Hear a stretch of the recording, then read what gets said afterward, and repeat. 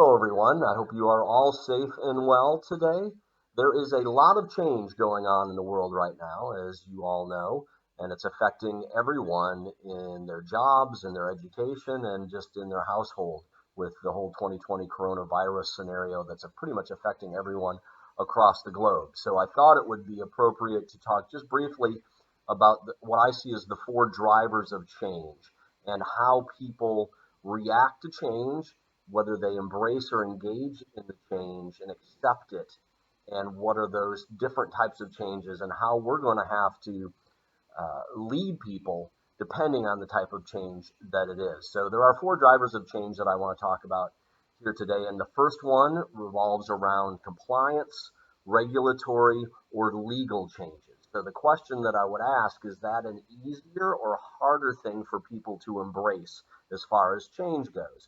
And the answer typically is this is an easier thing for people to get on board with, to accept as a change, because if a law has changed or a regulation has changed or something that we have to comply with, it really doesn't matter whether it's value added or not. It's just something that we have to do.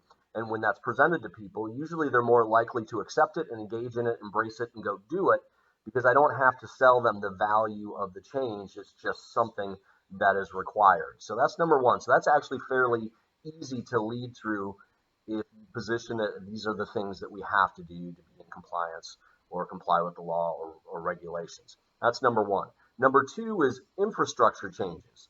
Now, whether people will accept infrastructure changes readily and engage and embrace them really depends on one aspect with regard to that, which is how much does the infrastructure change affect their day-to-day life and operations and the work that they do. So if there's an infrastructure change that is we put in a new server behind the scenes, it doesn't affect your work, but it's going to make everything process faster and we're going to do it cheaper as well. And it doesn't change your work, then everyone's going to embrace that as being fine because I don't really have to do anything different because of that change.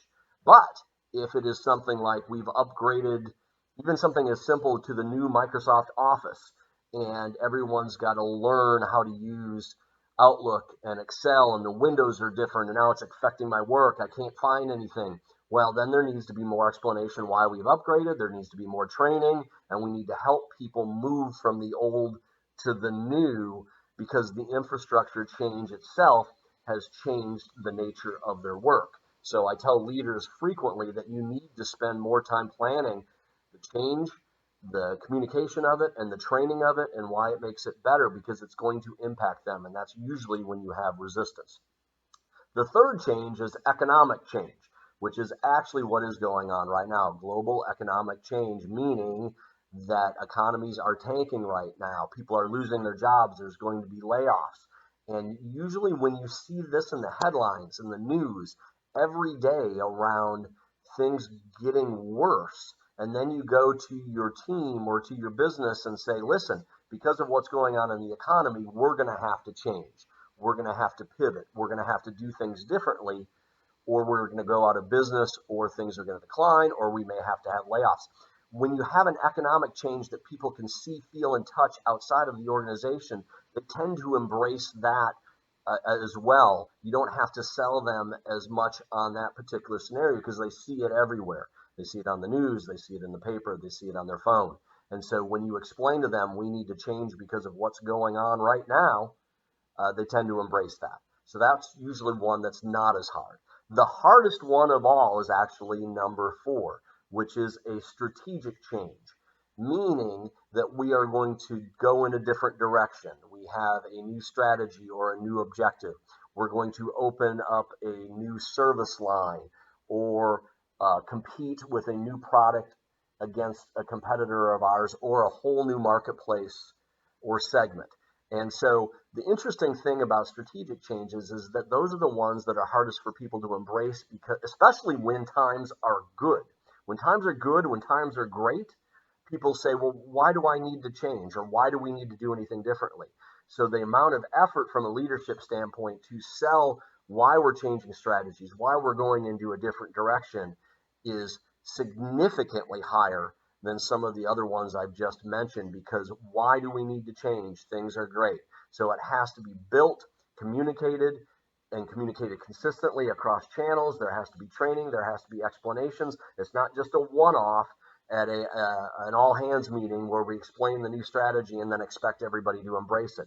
Because again, if things are good and we're doing well, why do we need to change? And so that has to be way more compelling, or else people won't buy in and get on board. So again, in summary, the 4 drivers of change: number 1, compliance, regulatory, and legal; number 2, infrastructure, and again, that can go one way or the other depending on how it affects people's work; economic change is number 3; and then 4, by far the hardest from a leadership standpoint to get people to embrace, is strategic change, especially when things are going well.